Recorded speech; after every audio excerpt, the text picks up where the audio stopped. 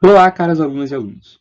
Bem-vindos à nossa aula sobre a história dos Estados Unidos entre a Declaração de Independência e a promulgação da Constituição Federal. Nessa aula, nós vamos analisar o desfecho da Guerra de Independência entre as 13 colônias do Império Britânico, as tratativas de paz que seguiram a derrota da Inglaterra, o período em que os Estados Unidos tentava se consolidar como uma nova nação independente, chamado pelos historiadores contemporâneos de período crítico, e, finalmente, vamos ver o processo de elaboração, ratificação e promulgação da Constituição Federal estadunidense.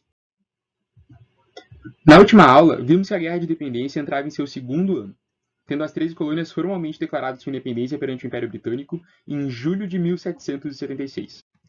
O conflito se estenderia até 1781, quando forças do exército britânico comandadas pelo Major-General Lord Cornwallis foram encurraladas pelo exército continental na cidade de Yorktown, na Virgínia, e se viram obrigadas a pedir rendição. A derrota em Yorktown, no entanto, não acabou com a capacidade do Império Britânico de travar a Guerra de Independência. Afinal, a Inglaterra era uma superpotência, muito rica e dotada de um vasto poderio militar, com forças ainda ocupando o território dos Estados Unidos e seus arredores. A derrota em Yorktown, na verdade, acabou com a vontade do Império Britânico de vencer a Guerra de Independência. A opinião do povo da Inglaterra mudou decisivamente em favor da celebração de um acordo de paz com as 13 colônias após a derrota, já que eles começavam a perceber que talvez não fossem capazes de vencer o conflito. Logo após Yorktown, em março de 1782, o primeiro-ministro britânico Lord North pediu demissão do cargo, se posicionando publicamente contra a continuação da guerra na sua saída. Mas por que a Inglaterra perdeu? Embora o Império Britânico tenha desistido de continuar a guerra, a verdade é que, até poucos anos antes da Batalha de Yorktown, eles pareciam claramente os favoritos para ganhar. Como eu falei na última aula, em inúmeras oportunidades durante os 6 anos da Guerra de Independência, as 13 colônias estiveram à beira da derrota. E, se não fosse pelo apoio da França a partir de 1778, elas provavelmente não teriam saído vitoriosas. Mas por que então o rico e todo-poderoso Império Britânico perdeu a guerra? Bom, embora esse diagnóstico seja mais complexo do que o tempo nos permite, podemos apontar 3 grandes motivos para a derrota da Inglaterra. Em primeiro lugar, o Império Britânico subestimou o quanto a causa revolucionária havia conquistado o apoio da população da colônia. Durante muito tempo, os britânicos imaginaram que a luta pela independência fosse somente a causa de uma minoria radical e politicamente engajada de líderes coloniais, não uma ideia respaldada por homens e mulheres de todas as regiões e estratos sociais dos Estados Unidos. Obviamente, havia uma parcela significativa da população que se manteve fiel ao Império Britânico, mas depois de anos de turbulência política e conflito armado, essa parcela era muito menor do que os britânicos supunham que fosse. Em segundo lugar, os britânicos nunca decidiram definitivamente que tipo de guerra eles estavam travando contra os colonos da América do Norte. Por vezes, sua estratégia era travar uma guerra que terminasse na reconciliação política entre as duas nações, como quando Clinton oferecia anistia aos soldados revolucionários que se rendessem ou se juntassem ao exército britânico, ou mesmo pela simpatia de William Howe à causa revolucionária. Outras vezes, contudo, a estratégia britânica parecia ser a de destruição militar dos colonos, como quando eles destruíam armazéns e vilarejos na Virgínia, ou quando o general Burgoyne ameaçava a população com o emprego da crueldade dos povos indígenas. Essa ambivalência entre demonstrar falta de vigor ou vigor em excesso durante a guerra diminuiu as chances de vitória do Império Britânico. Finalmente, em terceiro lugar, a geração de representantes políticos e líderes militares britânicos que ficou encarregada de tocar a guerra simplesmente não era muito brilhante e apta a enfrentar o desafio. Havia muitas intrigas e disputas de poder entre os representantes políticos no parlamento e no ministério, o que dificultava a definição de uma estratégia clara e uníssona para vencer o conflito. Por sua vez, os comandantes militares do exército britânico, William Howe, Henry Clinton, John Burgoyne e Lord Cornwallis, eram excessivamente confiantes na capacidade do exército britânico ou careciam da perspicácia política que uma guerra dessa complexidade exigia, mesmo de oficiais do exército. Isso fez com que o exército britânico perdesse inúmeras oportunidades de acabar de vez com as forças revolucionárias, enquanto estavam em vantagem. Além disso, eles também não souberam explorar todo o potencial que a marinha da Inglaterra podia oferecer em batalha. Contudo, pessoal, embora o Império Britânico tenha cometido muitos erros políticos e militares durante os 6 anos de conflito, os colonos estadunidenses, além do esforço monumental que fizeram para vencer a guerra, também tiveram alguns fatores importantes em seu favor que contribuíram para o resultado positivo. Então, por que os estadunidenses ganharam? Em primeiro lugar, como eu tinha ressaltado antes, os estadunidenses tiveram o apoio financeiro e militar dos franceses a partir de 1778, que ofereceram dinheiro, tropas e a própria marinha para ajudar os colonos a conquistarem a sua independência. A França era a maior inimiga da Inglaterra na Europa naquela época, e tinha muito a ganhar com a divisão e o enfraquecimento do Império Britânico que decorreria da independência das 13 colônias. Mesmo com todo o esforço dos colonos e com os erros cometidos pelos britânicos durante os 6 anos de batalha, a guerra não poderia ter sido vencida pelos Estados Unidos se os franceses não tivessem apoiado a causa revolucionária. Em segundo lugar, os estadunidenses estavam lutando por um objetivo simples e fixo: a sua independência. Enquanto os britânicos cruzaram o oceano para subjugar militarmente um povo a eles muito semelhante, os estadunidenses estavam lutando por uma causa que significava tudo ou nada, e que podia ser internalizada tanto pelo soldado de menor patente quanto pelo general mais condecorado do exército continental. Essa causa foi muito importante para manter vivo o espírito dos colonos durante os momentos mais desesperadores da guerra. Em terceiro lugar, os estadunidenses estavam lutando em seu próprio território. A familiaridade com o terreno, com a geografia e com rotas de fuga e de surpresa foi certamente uma vantagem que os colonos tiveram sobre os britânicos no conflito. A posição vulnerável na qual o Lord Cornwallis colocou as forças do exército britânico sob seu comando na Batalha de Yorktown é um exemplo disso. Ademais, os colonos lutavam em defesa das suas famílias e da sua propriedade, e o preço que uma derrota poderia causar nesse sentido foi certamente um fator a mais para a motivação dos estadunidenses em campo de batalha. Em quarto e último lugar, a liderança militar e política de George Washington foi um elemento fundamental para a vitória dos Estados Unidos na Guerra de Independência. Como comandante em chefe do Exército Continental, Washington não era um exímio estrategista, mas tinha a perspicácia política que faltava aos comandantes do Exército Britânico. Exemplos disso são a sua preocupação em tornar os colonos milicianos que formavam o exército em soldados profissionais e o cuidado que ele tinha no manejo dos recursos utilizados na guerra, sabendo que gastos em excesso poderiam prejudicar a visão que o povo estadunidense tinha do exército continental e do esforço de guerra. Além disso, a convicção de Washington nos ideais que moviam a Revolução Americana foi muito importante para inspirar os seus soldados e manter as tropas unidas durante os invernos rigorosos e momentos mais difíceis da guerra. Pois então, com o fim da guerra veio a paz. As tratativas de paz entre as 13 colônias, agora formalmente Estados Unidos da América, e o Império Britânico começaram logo após a rendição de Lord Cornwallis em Yorktown, em 1781, e se estenderam por 2 anos, até 1783, com a assinatura do Tratado de Paris. Inicialmente, o acordo incluía também a França e a Espanha, que também prestou apoio às 13 colônias na Guerra de Independência, embora não muito significativamente. A delegação de representantes enviada pelos Estados Unidos a Paris era composta por 5 homens: Benjamin Franklin, John Adams, John Jay, Henry Lawrence e Thomas Jefferson, tendo o último pedido licença para se ausentar das tratativas por razões pessoais. Vocês podem ver 4 desses 5 nessa foto que aparece aí no slide. O outro é o filho do Benjamin Franklin. Negociações informais começaram em abril de 1782, entre Franklin, o ministro de Relações Exteriores da França, Conde de Vergennes, e o mercador britânico Richard Oswald. Embora a França fizesse parte das tratativas iniciais, os Estados Unidos e a Inglaterra começaram negociações paralelas e fecharam um acordo bilateral em novembro de 1782, combinando com a França que esse tratado só entraria em vigor depois que eles celebrassem seu próprio tratado com a Inglaterra. O que ficou conhecido como Tratado de Paris foi assinado em setembro de 1783, formalmente celebrado entre a Majestade Britânica, Rei Jorge III, e os Estados Unidos da América, agora reconhecidos como nação soberana e independente. O tratado estabeleceu as fronteiras dos Estados Unidos ao sul no paralelo 31, que era a fronteira entre a colônia da Geórgia e a colônia da Flórida, ao norte na fronteira entre os Estados Unidos e o Canadá, e ao oeste a fronteira foi definida no rio Mississippi.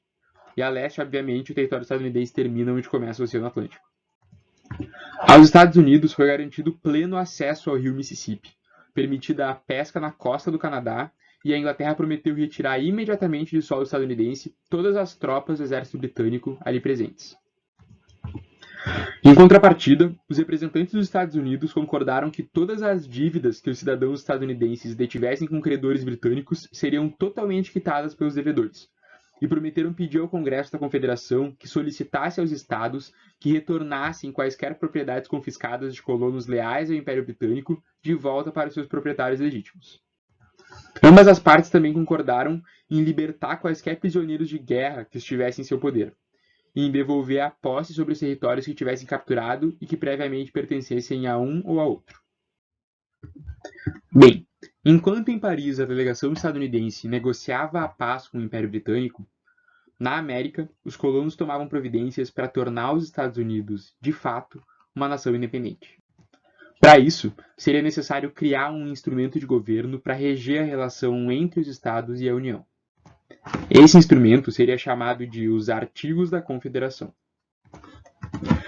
A criação dos Artigos da Confederação foi proposta em 1776, na época da assinatura da Declaração de Independência.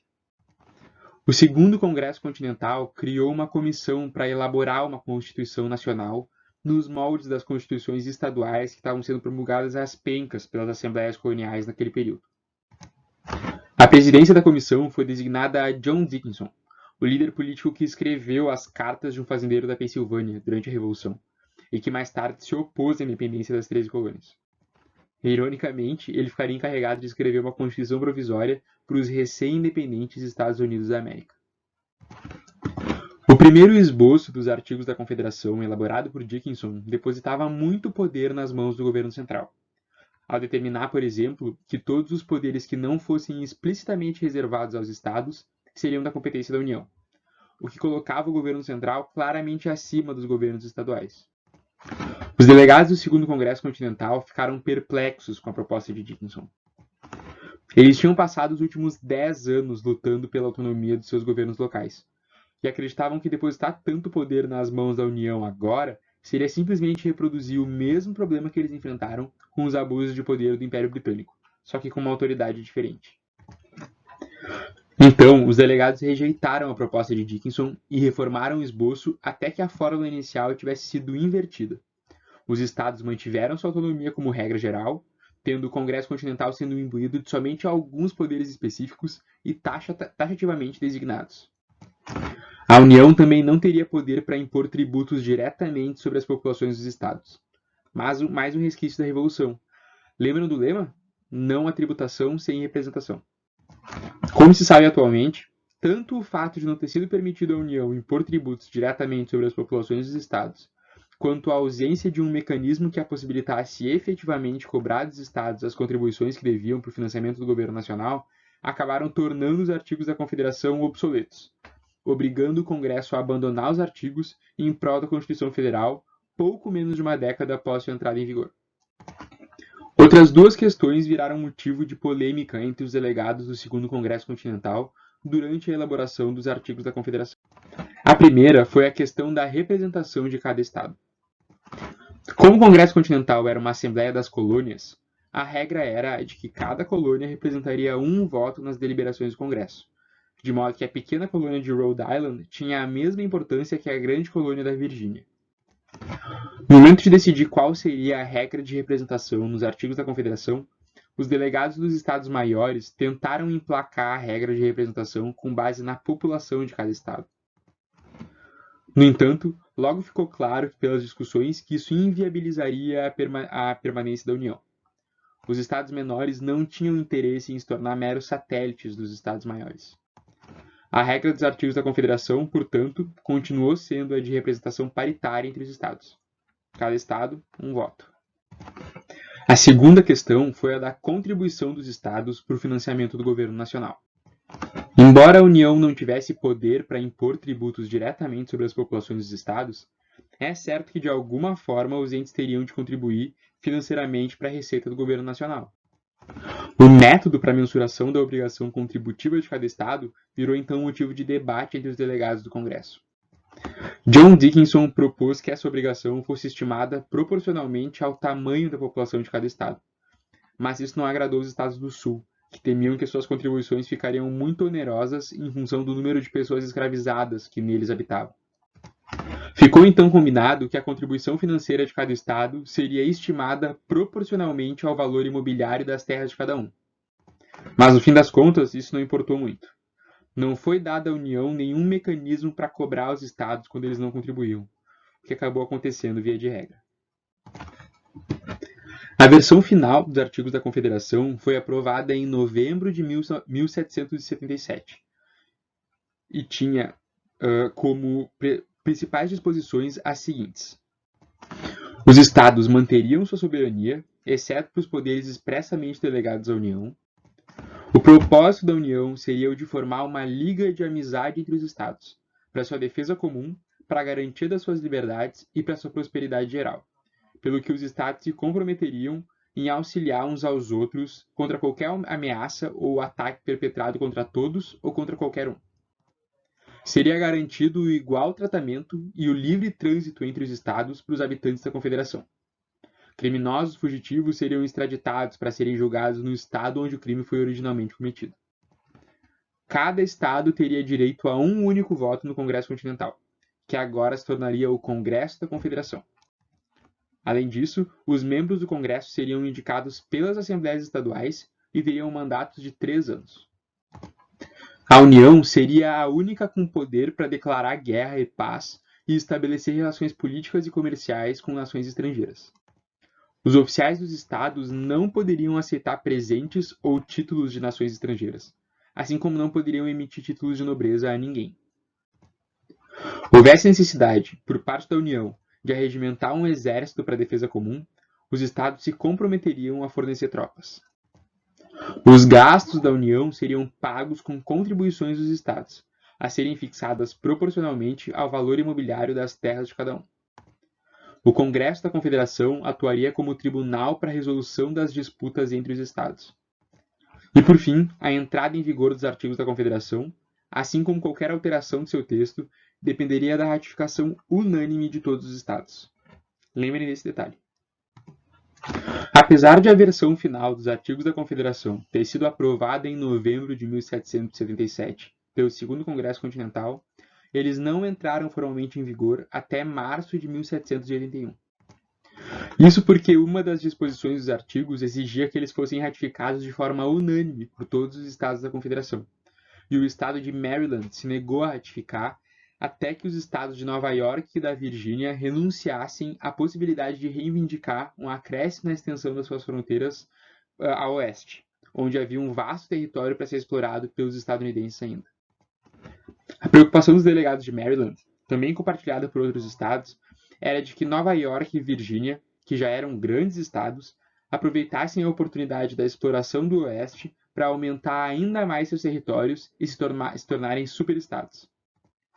Então, em 1781, tanto Nova York quanto a Virgínia concordaram em renunciar à possibilidade de reivindicar um acréscimo na extensão das suas fronteiras a oeste, e Maryland finalmente ratificou os artigos da Confederação, que entraram em vigor, tornando o Congresso Continental no Congresso da Confederação. Pessoal, agora que nós já vimos como foi o desfecho da Guerra de Independência e as tratativas de paz que seguiram, e que vimos qual foi o pacto jurídico que os estados fizeram para reger sua relação com a União até a elaboração de uma Constituição definitiva, vale a pena dar um passo atrás e analisar a conjuntura política, econômica e social em que estiveram os Estados Unidos nesse intervalo de tempo entre o fim da Guerra de Independência e a promulgação da Constituição Federal. Esse intervalo é chamado pelos historiadores de período crítico, porque foi um período em que pressões internas e externas dificultaram a consolidação dos Estados Unidos como uma nação recém-independente e colocaram em risco aquele projeto aspiracional da Revolução Americana. Esse período de incerteza política e econômica serviu para demonstrar que o governo central minguado proposto nos artigos da Confederação não seria capaz de garantir a estabilidade e a prosperidade política que os estadunidenses por tantos anos desejavam. Os problemas eram muitos, a começar pela economia. A Guerra de Independência deixou o Congresso Continental muito endividado e sem solução à vista para pagar suas dívidas. O controle orçamentário das despesas durante o conflito tinha sido uma bagunça, e a necessidade de priorização dos gastos de guerra fez com que os oficiais da União tivessem que emitir inúmeros certificados, reconhecimentos de dívidas e promessas de pagamento, cuja autenticidade era difícil de verificar agora. O esforço de guerra também demandou muitas requisições mandatórias de bens e propriedades civis por parte da União. E agora, fim do conflito, as pessoas estavam procurando o Estado para receber de volta o que lhes era devido. Mas o Estado, a União no caso, não tinha como pagar. Para melhorar, a crise econômica veio acompanhada de uma crise financeira. Durante a guerra, o Estado se viu obrigado a imprimir quantidades enormes de dinheiro para cobrir os gastos do conflito, o que fez com que o dólar desvalorizasse significativamente, piorando ainda mais a situação da economia estadunidense.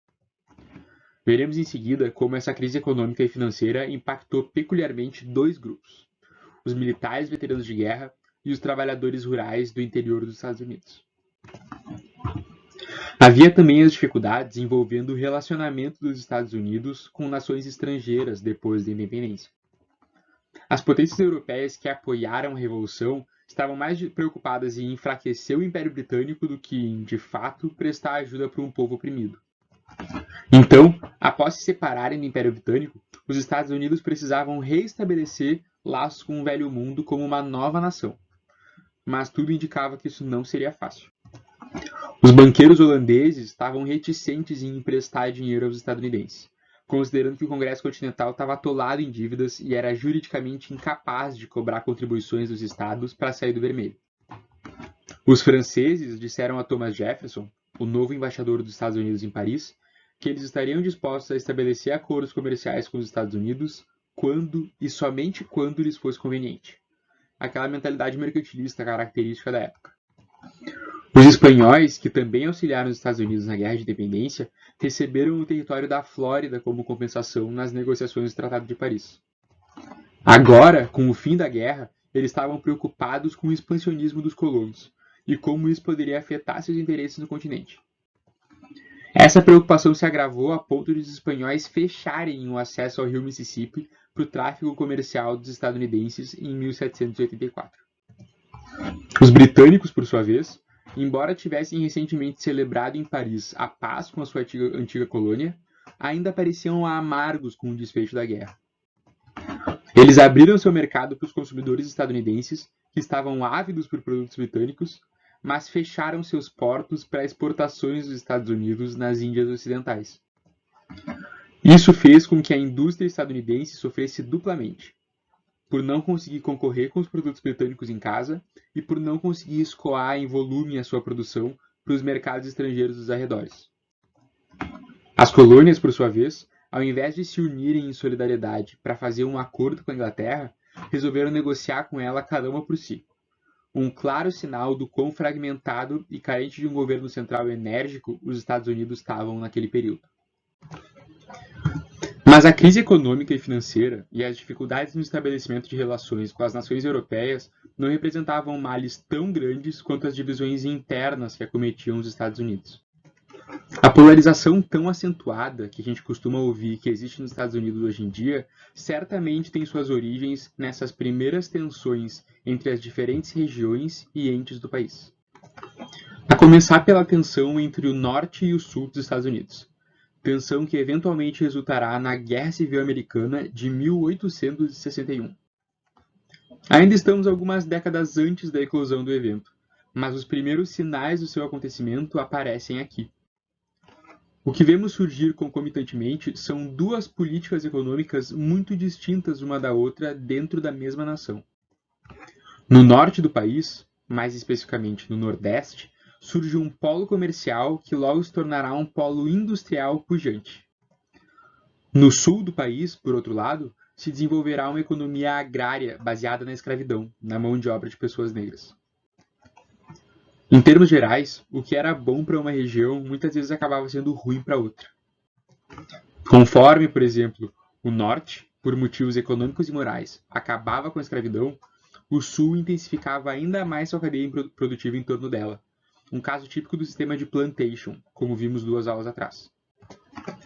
A outra grande tensão regional que ameaçava enfraquecer a unidade dos Estados Unidos era entre o leste e o oeste, ou, mais especificamente, entre os habitantes dos grandes centros urbanos da costa leste dos Estados Unidos, os de Nova York, Boston e Filadélfia, por exemplo, e os trabalhadores rurais e pequenos comerciantes do interior do país. O interesse das elites do leste muitas vezes se chocava com os dos trabalhadores comerciantes do interior. A costa leste estava acostumada a deter todo o poder e ser o centro político e econômico dos Estados Unidos. Mas havia dois fenômenos surgindo no país que viriam para abalar esse protagonismo. A formação de uma classe de pequenos burgueses e trabalhadores rurais cuja atividade econômica girava em torno do rio Mississippi e o interesse cada vez maior por parte dos colonos na exploração das terras do oeste dos Estados Unidos.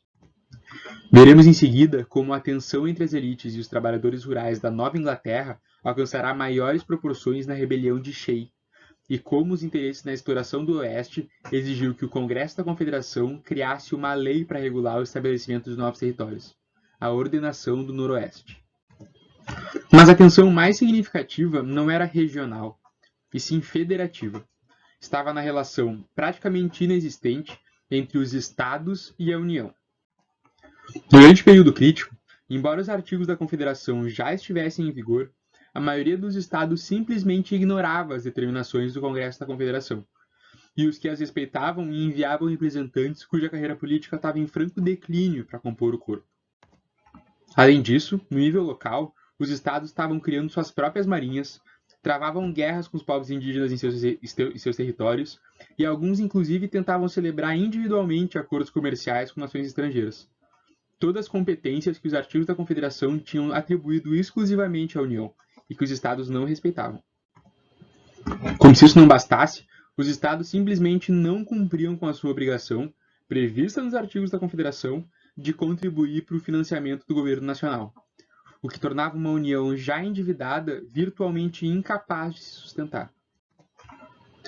Quando, em 1786, foi proposta uma emenda aos artigos da Confederação para a criação de um imposto sobre as importações dos estados, cuja receita seria destinada ao financiamento do governo nacional, a emenda não passou, porque dependia da aprovação unânime de todos os estados.